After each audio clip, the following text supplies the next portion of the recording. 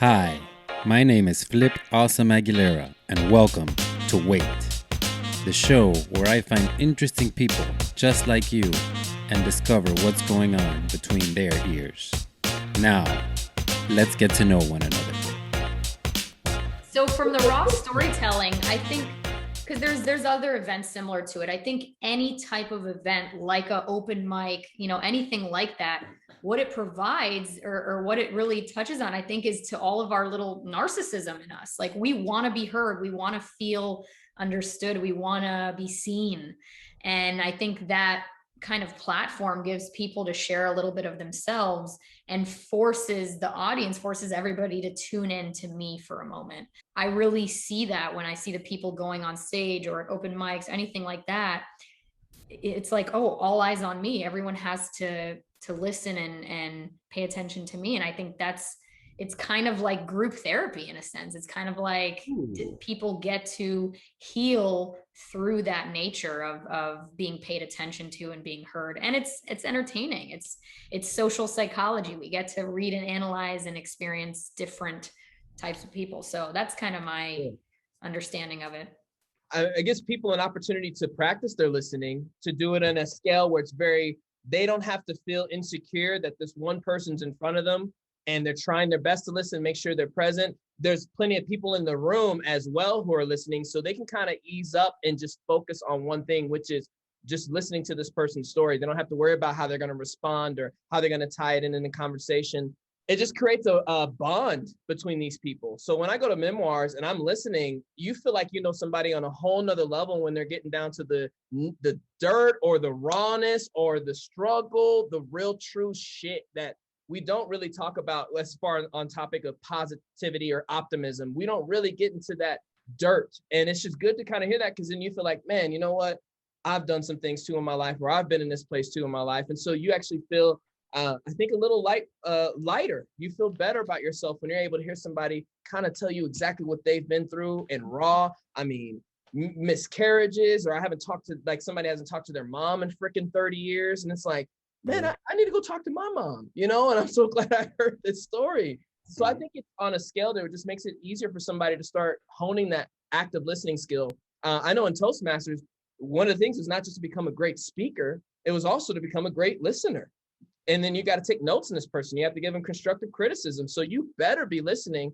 And as we've said, I think plenty on here, what you do over time, excellence is not an act, but a habit. So if you do it all the time, you listen all the time, you get better at it. I'll just read you this text because it's good that we're talking about this. At the party with Flip, which I felt like I was in Miami in Colorado. It was awesome. This guy, Aaron, I can't remember whose friend he was, but he sent me this. I sent him a message like, thanks for, hanging out, bud. He texted me the next day. He's like, dude, it was refreshing to meet new people. I don't get out much. Thanks for letting me bend your ear. Look forward to next time. Mm-hmm. Like, all I did was listen to his story. He told me about his time in New Mexico, his time in the Army, his time with his kids, how he felt politically. And I just listened, man. And so I've had some people do that with me. And when they listen real well to me, I feel like, man, I feel so damn good for some reason. This person was listening. And so I think that on a big scale just helps people start honing that skill. That does a couple of things. I think primarily, let's say you muster up all that confidence to get on stage and start to do your memoirs and start to speak. And you start to bare your soul. My first thought when I heard that was, I think that would probably teach people how valuable it is to listen, because they know how much they want someone to listen to them. I just mustered up all the confidence to bare my soul to you strangers, and I'll be goddamned if you guys don't listen. And that would probably click something and say, holy shit, how many times have someone else done that? And they trusted me to listen and I didn't. I feel like that might be a lesson that happens when you get up on stage. People like that who someone pushed them in to do improv or pushed them to get on stage to do Toastmasters or memoirs. And in the same way, people say someone in the audience, wow, I see that person's courage to do that. I've been wanting to tell my story to someone who would listen for so long. If he can do it, if she can do it, maybe my turn should be next week. That was my takeaway. And I'll add one last thing to that, something that all four of us can relate to as all being performers and artists, is that when we know the experience of what it's like to be on stage and the courage that it takes to do that, when we watch other performers, when we go to events and there's a stage, we give that respect much more than the average audience member, because we know what it's like to be up there and how terrifying it is. So that reminded me of that. Yeah, I think that artists and performers are the best audience, because we pay attention and we're giving a lot of love and support on purpose. For sure. We know the commitment it takes to get up there, right? You know how many hours you had to put in to make that show and to make sure that it looked just as good as it needed to look. And that takes commitment, that takes discipline. And that's something that for sure we should always be applauding anybody who's willing to undergo the transformation that commitment will put them through.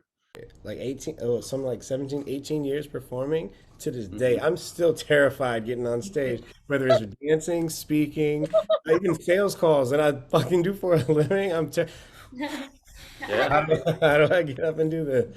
So, and I think it gives us more empathy to, The thing is, I think all of us have already developed a relationship with that feeling of anxiety. For example, to visualize it or to connect it to a story, it's like Tom Brady before he's going to go out for the Super Bowl. Well, the thing is, he's won the most. So it's an easy analogy, right? You're going to tell me that even though he's won that many before, when he's in that tunnel about to get announced, that he's not feeling that same, but he's using it to fuel him. And that's what we do as performers as well. It's like, all right, it's coming. Let's go. Are we ready? Let's get hyped up. We're not using it. We're not using it to crush us. And comes back to one of my favorite quotes. It's not the load that breaks you. It's the way you carry it. Sure. We're using that load to, all right, let's go. This is going to make me stronger. So when I get out there, I'm going to be that much better. We're not, oh no, this is so hard, and the pressure and mindset. Celebrity worship. Oh, mentors and role models. Who should we be listening to? Oh my God.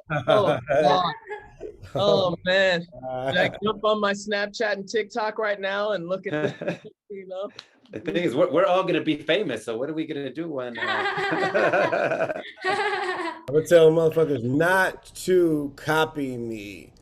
If you heard me speak on the WEYT podcast, take what was effective for you. Do not try to be Jimmy Saucerito. You fuck up your life. Fill me in, excuse me for my ignorance. Is celebrity worship like a popular pop culture term that's happening right now, or are we just talking about worshiping celebrities? I don't think it's something that's happening right now. I think it's happening ever since there's been celebrities. But there's that whole concept of people who listen to what celebrities have to say and listen to their opinions and take it as part of their lives. What Jimmy also put was just mentors and role models. And who should we be listening to? Should we be listening to the celebrities? Should we be listening to our mentors? Should we be listening to our role models? Who should we be listening to? So my whole thing about like celebrity worship. So I started to look at, I've actually been working on this. I actually posted on my Instagram story today. My screen time on my iPhone has gone down 63% in my report from last week. Because I do know that dopamine hit that actually is more addictive than cocaine, the scrolling and the news. So I see like Snapchat news, I start to see the same stories from Daily Mail, World Star News, NBC News, all the same things. And a lot of it's centered around celebrities, actors, music people. And I'm 35 years old now. A lot of these people have no freaking idea who they are and why is this relevant? Why do they do this? And kind of feeding into the same culture of all three previous topics that we all discussed. The sum total of what people care about and model after is a lot around celebrity stuff. What the celebrity said, even politically. People have the big debates about, Trump and Biden. And I feel like, dude, why do you follow people you've never met like so much?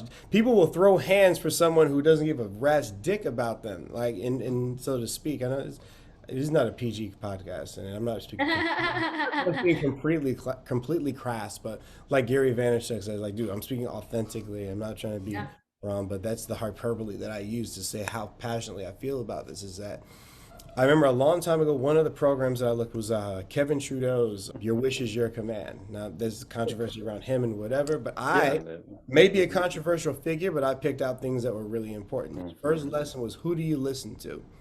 Emulation is the center of what I believe development is all about. Even when in my dance teaching in the last almost 20 years has been, hey, listen, I don't want you to dance like me. I want you to dance like you. But to get your body into it, emulate, be my shadow, emulate that. So basically, like Tony Robbins says, success leaves clues. You want to be successful and effective at this.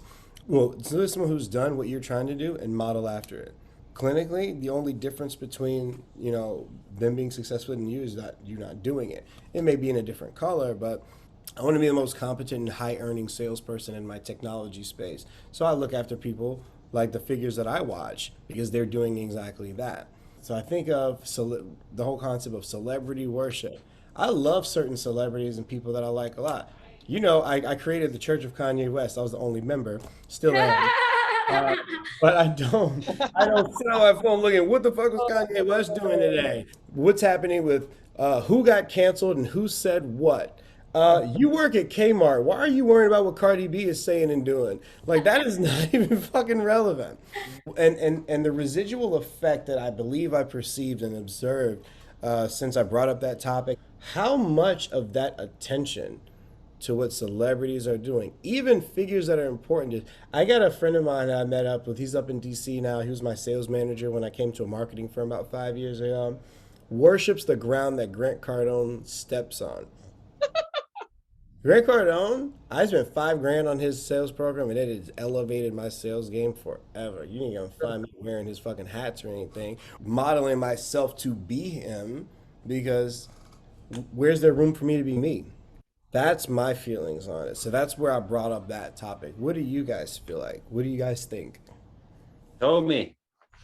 To kind of give a metaphor, just like if you have a healthy set of parents, it would be beneficial to you to model after them and follow them and take their advice. But if you have, mentally ill parents, then modeling after them and listening to everything they say might not benefit you. So you take that and you apply it to religious leaders and the Tony Robbins of the world and politicians and all of that. If you're not in a healthy space, you might also be following unhealthy individuals, and that might not benefit you. So I think, again, it's a nuanced topic. Like, who I personally follow are people that I want to be like, people that I think are knowledgeable, whether it's doctors, researchers, things of that nature. The Joe Rogans of the world, love him because he's humble, he's intelligent, but he's always open to learning. And so if I follow people like that are like him, I can trust that what I'm hearing is probably coming from a well-intentioned and a healthy, balanced individual. So I look for that in who I listen to and pay attention to. Also, something that my father taught me, which is take everything you hear with a grain of salt and always listen with a kind of a critical ear. Like, don't take everything you hear just as what it is. Just like listen to it and try to filter it through your own understanding, your own intelligence. And so that's how I filter who I listen to. But I also have kind of a high bullshit meter, which means like I can listen for when people are being inauthentic and genuine, whether their emotions are not matching their words, things of that nature. So I try to pay attention to that really when I'm looking for role models. I try to see if they're being genuine and authentic. That's kind of my bottom line. One of my main things is if somebody is bullshitting me or if they're not being authentic, they're probably not a good person to listen to or try to follow. It's using your discernment. I feel like it kind of starts at home because the kids are the ones that are so susceptible to influence. And I mean, there's celebrities I like. Will Smith is a celebrity I like. He has some philosophy stuff I like, but I also know the man's not perfect. I also know the man makes mistakes, that he's got insecurities like anyone else. I don't really put anybody on this pedestal, but I respect you, but I won't like idolize you. You're human just like me. But a lot of these kids, I think that's more so when it comes to this question, who do you listen to? I think about the youth. They're so into like artists like Lil Pump. And I mean, Lil Pump's got songs calling his whole crew drug addicts. Like it's and I'm like, well, that song. How about you go ahead and rap drug addicts? Hey, like, hey, got Charlie Sheen in it. So now you bring in a celebrity. And it's manipulation in a lot of ways. There's a great book called The Art of Seduction, and it talks about influence in the world. And the last archetype is the star. And the star is unparalleled. The star can attract people on a massive scale. And there's a lot of stars that I think are great people, but then there's a lot of stars I think that can use their influence for their own gain. They don't really care about the other person. And so you do have to have your spirit of discernment to kind of decide, all right, this about Grant Cardone, when it comes to sales, real estate, I'm about it. Even his marriage, I'm cool because he's all about his wife. But maybe how he thinks about this person or this business model, I'm not about it. And that's my choice. I'm going to pick and choose what fits for me. And then I'm going to use that part in my life. So if I'm working on my fitness, man, Sean T, he's cut. I like his ideas, but I'm not going to maybe take his relationship advice. You know what I mean? But I know in the book I read, it says, by their fruits, you should know them. What are their fruits? Do you really know this person? Some of my greatest mentors in my life, they're not celebrities necessarily, but they've made a huge impact in their community, a huge impact in their household, a huge impact in their endeavors. And so I kind of have to have that searching for what I'm looking for in a person. And when I find it, okay, I'm going to work on myself, refine myself to get to that point. I'm going to continue to become who I am though. So I'm going to get good at the dance moves like Jimmy's saying, but then I'm going to be able to put Q's flow in it. I'm going to put my style. Yeah. And I mean, I get it because like when I started business, the first presentations I saw were from my mentor. He did the presentation so much, I did the same jokes. I said them at the same time. I even sometimes I'd be like, hey, I'm Nick Greco. That was my mentor. And I'm like, wait, I'm not Nick Greco. Like, I can't believe I just said that, but it's funny. But then I did it so much, I started figuring out how to put Q into it. Now I've got Q into it. I'm more concerned about the youth and just how the internet is so powerful. They can get information like this. And if that information is going to lead them down the right path, or if it's going to be detrimental because it's like the Kim Kardashians. I don't know if people like the Kardashians or not, but they certainly know how to use their influence to get what they want done on a massive scale. It's kind of tough for me to see that happen to the youth, that they don't know, like, okay, Kim Kardashian's being Kim Kardashian. I can go be me. I do like this. I can use her products, but I can still go be me. I don't have to do everything like Kim Kardashian. It's tough. That's a tough one. This starts with education. It starts with role models, parenting, being a leader in the community. I mean, I'm starting a youth mentoring program. I hope that I can just help one kid get their life on the track they want to get it to. That would make me very happy. But I know this kid is probably listening to so many voices out there, and they're probably celebrities in that. So how do I give him the common sense to make that decision and figure out how he wants to become himself versus listening to what this is on the radio or the TV or Snapchat, whatever it is. So that's a big one. Celebrity worship, treating these people like gods when they're human and they bleed just like we do. Like, here's a subtopic on that one. Like, because I feel like, for the people who are going to be tuning in and listening with this, we have some really open-ended questions, as intellectual people. But let's say stake a flag somewhere, or at least, give somebody a point. Like, if I can reach one kid, that's good because there's the ripple effect, that butterfly effect. You have no idea. That kid might be the one that his whole school became more mindful. It's not like you had to reach everybody on a mass scale like celebrities do. Sure. There's another subject around the same thing about like these role models. Like I remember how, where certain, let's say musical artists, I can think of 3 right now, where people had this something like, yo, that's supposed to be a role model for a kid, and what are they doing? When Beyonce had her evolution into a different level of content she did, from the little Disney princess, from like Ariana Grande, Miley Cyrus, even to Cardi B. Like, dude, I love Cardi B's like stuff. To me, that's crunk music, that's grown for like the WAP song. Candace Owens just fucking showed her ass all over everywhere about it. That up, yo, I get up in the morning, I'm in the shower. If it's up and it's up and it's up, and like that's all really, that's a lot of crass content. However, it's like, yo, so she's showing all this, and the little girls are seeing this. Why the fuck are your little girls seeing this? This is grown folks music. I'm 35 years old, and I've seen adult content, recreation for myself, like any other adult does. That is a musical equivalent to it. That is music for us that are adults. And not your 12-year-old girl. Your 12-year-old girl, I can't say should because I can't speak for other people, but you know what? I'm going to stake a flag here. No, she didn't sign up to be your role model. She signed up to sell music. To whom? What target? What total addressable market? Whomever's buying. Whose fault? Is it celebrities' responsibility to fulfill that role model aspect for your kids? Or is it on you to show them what? I remember growing up, my mother she's like, That's not Christian music. Turn that off. Recently, so Memorial Day weekend is historically been a time where all our local Miami people, we get the fuck out of town, or we're just like, no, all the riffraff comes here and does, because they're so immersed. They want to live out their pop culture fantasies of Miami that they see in music videos and television. That's why you hear about all these shootings and people twerking on top of cop cars and all that stuff. And is that Man, the celebrities' Is fault? that Tommy? I thought that was Tommy. No, Tommy doesn't twerk on top of on top of cop cars. Maybe a yacht, but not a cop car. But like, or it's our responsibility to behave in a way. There's always going to be positive, negative. Like you were saying, like these kids are getting all these messages. I have to shut off things all the time. I keep Shabbat myself on Saturdays. I don't do a full Friday night to sundown to sundown. It's usually sun up to sundown Saturdays to just unplug from all the messages. I have so many messages from my colleagues to the people that I follow. And I have people that I follow that I look up to, even mentors close to me, that is like, I'm feeling bad about myself because I'm taking in everything.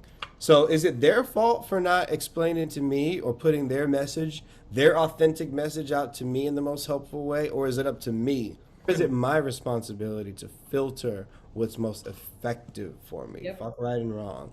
What Sure. I want in my life. To hear that question, at the end of the day, it's your responsibility.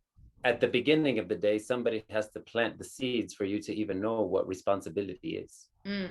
Because everything is an adaptation. If I want to garden out here on my balcony, somebody's got to plant the seed. What if nobody does, but I still want to garden? Well, then, luckily today we've got YouTube. But back in the day, you had to do trial and error, or you had to mentor, or you had to go to somewhere to learn how to do these things, which brings us back to the whole interdependence of one another. Maybe the person that can teach you gardening is horrible at the way they communicate with their children or whatever, but they're really fantastic at the way they communicate with those plants because they just have that connection and developed it. Now, I have some other notes here we can circle back on. And one of them was something that I know Jimmy and Tommy and I have spoken about, and that is the word manipulation. Because manipulation is a word.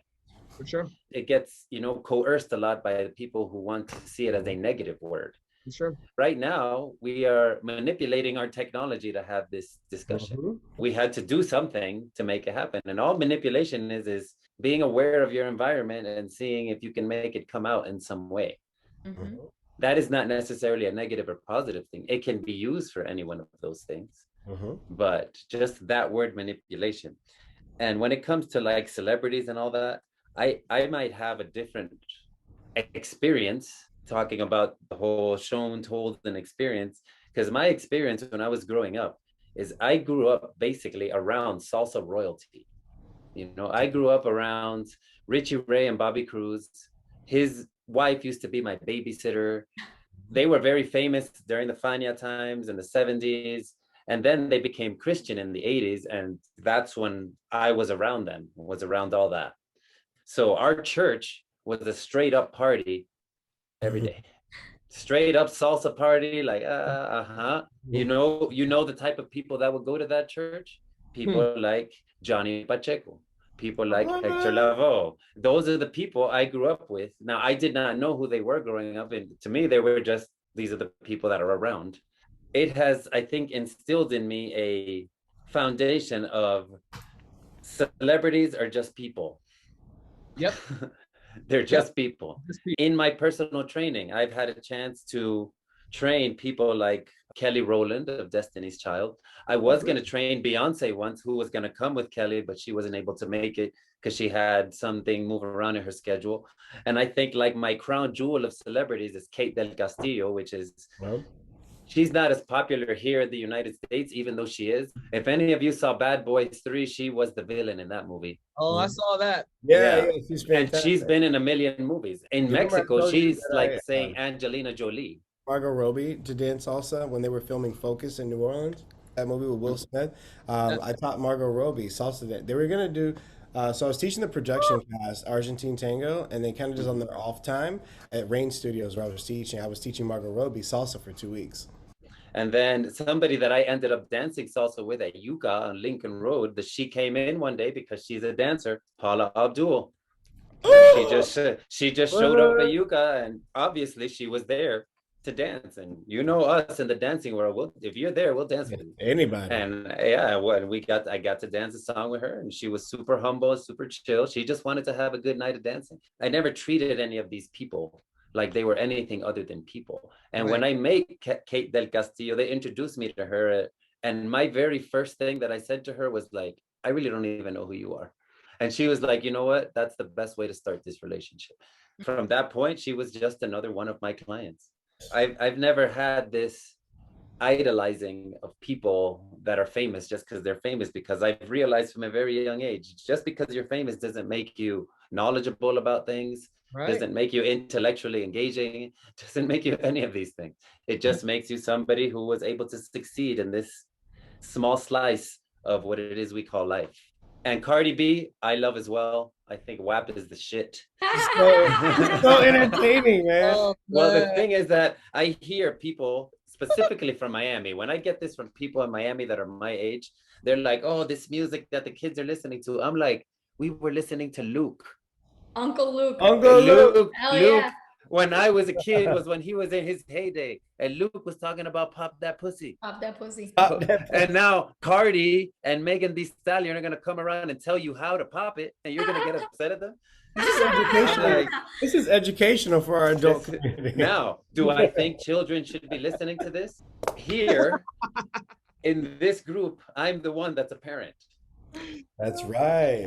And I got in trouble with my ex-wife once, because my kids, when they were about, I want to say 9 and 7, they came to me and they wanted to know about the movie Saw.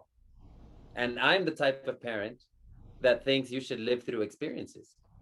Okay. So what I did is I was like, okay, you want to know about this? If I don't show it to you, you're going to go look at it with one of your friends anyway.